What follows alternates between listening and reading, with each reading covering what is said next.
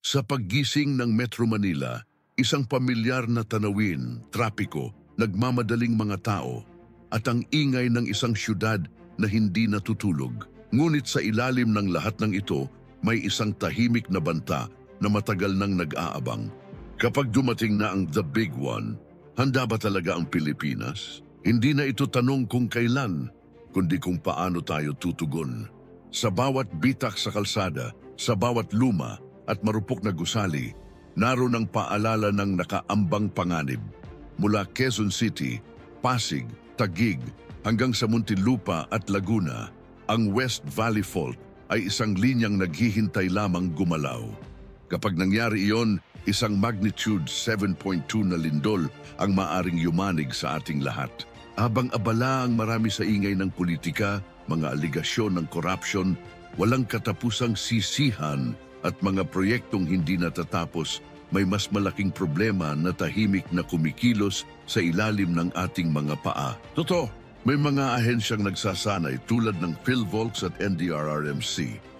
May mga earthquake drill sa mga paaralan at mga voluntaryong handang tumulong.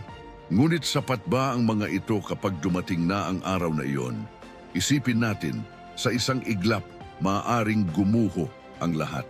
Puno ang mga ospital, hindi madaanan ang mga kalsada, mga tulay na wasak, at isang syudad na binalot ng dilim.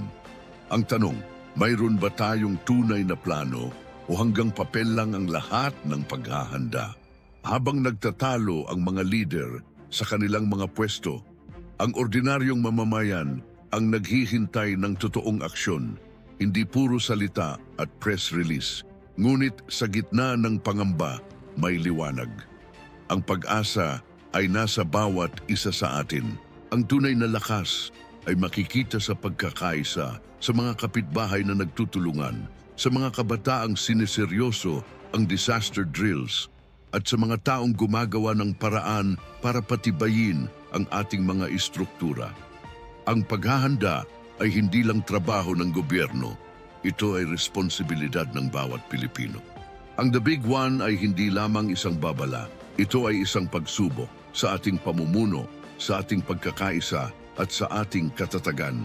Ang lindol ay hindi natin mapipigilan, pero ang pinsala at pagkawala ng buhay, kaya nating iwasan. Maging handa tayo, maging maalam at higit sa lahat magtulungan tayo. Salamat sa panunood.